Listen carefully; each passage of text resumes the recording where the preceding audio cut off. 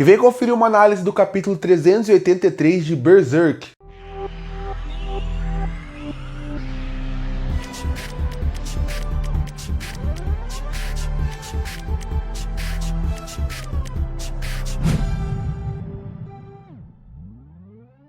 E eu finalmente li o capítulo 383 do meu mangá preferido, Berserk, que voltou mais uma vez, porque ele para e volta, cheio de atos, mas agora voltou para mais um capítulo que a gente continua acompanhando o Guts entrando no santuário dos Ganisha. Vai destacar. Eles estavam querendo levar ele lá, porque lá é um lugar que pode talvez prender ele ou tirar esse espírito maligno que tem dentro dele. Chegando lá, esse capítulo começa sem nenhuma fala, mas ao mesmo tempo é um capítulo bem interessante, porque você vê que ele começa a entrar dentro daquele lugar. Quanto mais ele vai entrando, parece que a escuridão vai sumindo um pouco, ao mesmo tempo que tudo à sua volta parece escuro. Você entende que aquele lugar é muito maior por dentro do que por fora, porque quando ele vai entrando, você vê que ele não para de andar, e por fora parece só uma árvore. Então você vê que é um santuário que você não entende muito bem o que está acontecendo. Ele, depois de andar, sente muito uma pressão, acaba caindo no chão, e acaba vendo algumas características pretas para aparecer na sua volta, que provavelmente envolve toda essa parte maligna que está presa lá dentro. E o que eu achei mais interessante é quando ele cai no chão e ele vê um formato no chão que lembra uma árvore com ramificações. Isso parece uma referência ao Ganisha. Para quem não sabe, o Ganisha ele era o principal líder Kushan. Quando ele morreu, ele ressuscitou como a árvore divina, que é a árvore que eles andam por cima do mundo. É a árvore que a Shirk está usando agora, é a árvore que o Griffith usa para poder se localizar, e lembrou muito disso. E aí você tem que lembrar que Berserk ele é muito mais do que só um mangá que coloca coisas aleatórias. As coisas querem dizer algo.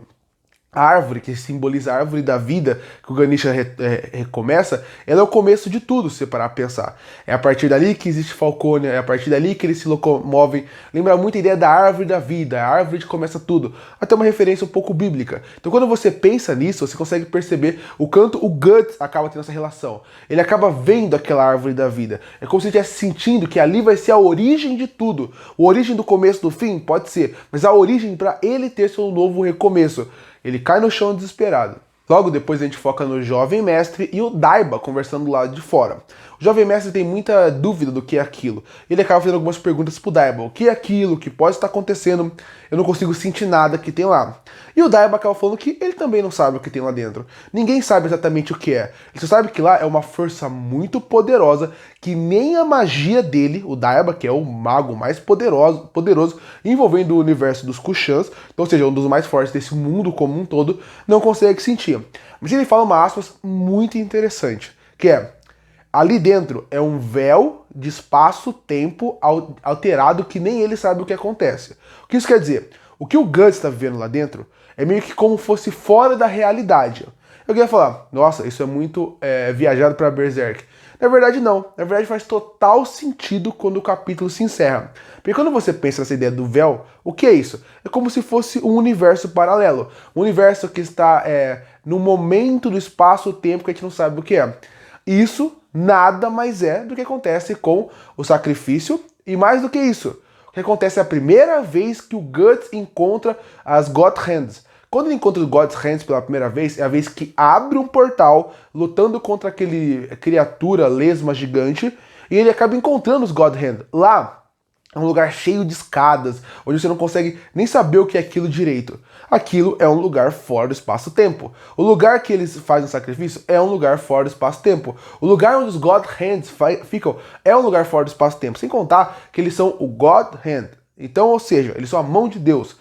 Só deixar claro, é só você perceber que existe um Deus muito maior atrás deles. Então, essa ideia é como se o Guts estivesse num lugar parecido com aquele. Não que ele esteja no lugar onde os God Hands estão, mas estão no lugar que simboliza essa ideia do espaço, fora do espaço-tempo. E eu achei essa ideia muito interessante. Logo depois o Daiba fala que aquele lugar lá dentro só vai ter uma escuridão gigantesca, onde você só pode olhar e entender a si mesmo. Foca no Guts, é isso que está acontecendo. Ele está desesperado, ele não sabe o que vai acontecer, parece que seu corpo está pesado, ele estica a mão, que é como se ele aceitasse a escuridão dentro dele. Logo depois, o Guts acaba lembrando de alguns momentos. Primeiro ele lembra o bando do Falcão, onde ele, o Griffith e a Casca viviam momentos de glória. Só que logo depois ele lembra do último momento que ele viu eles quando o Griffith rouba a casca e vai levar ela pra Falconia, e ele lembra seu desespero. Parece que ele vai se afogar numa água com escuridão, mas aquela escuridão envolve ele, e a partir daí parece que ele entra num casulo. Esse casulo lembra muito o quê? O casulo que o Griffith se tornou o Phantom.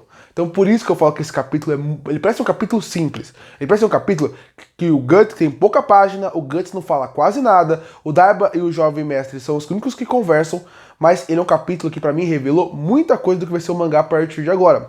Porque quando você analisa tudo, é como se você estivesse vendo a história do Guts desse momento voltando no tempo.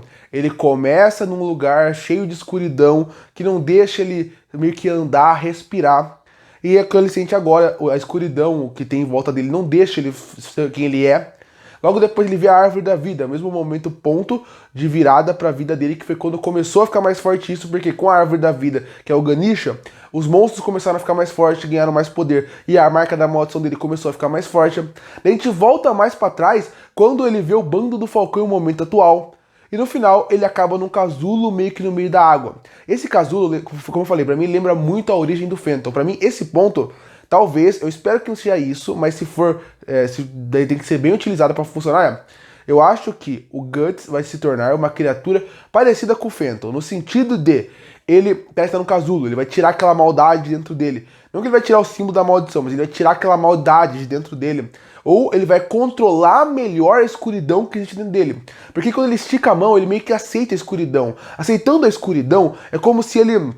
Entendeu? Que até agora ele brigou com ela. Mas se ele fizesse parte dela? E se eles fossem só um? Ele seria um guerreiro muito mais forte, muito mais poderoso. Eu acho que esse é o ponto. Ele entrando na água, que lembra muito uma água, com um casulo, que ele representa todo o conceito de nascimento, ressurgimento, assim como foi o do Griffith. Pra mim, esse é o simbolismo que vai ser. O Guts vai aceitar a escuridão a partir de agora, e ele vai controlar toda aquela criatura. Vai ser agora o Berserk, só que sabendo o que ele está fazendo, está controlando e não perder a consciência como ele perde.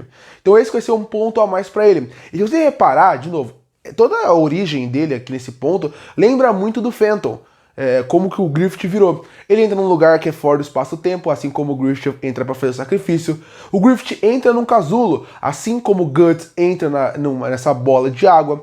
Eles dois ficam numa posição quase de que você está de nascimento, algo que os dois fazem. Os dois lembram muito do passado. O Griffith lembra do caminho dele até lá para ele virar o Phantom. Como ele teve que matar pessoas, como ele teve que ser um jovem ambicioso. O Guts lembra do seu passado glorioso até chegar ali, e que ele só pode voltar para aquele passado se ele resolver esse problema.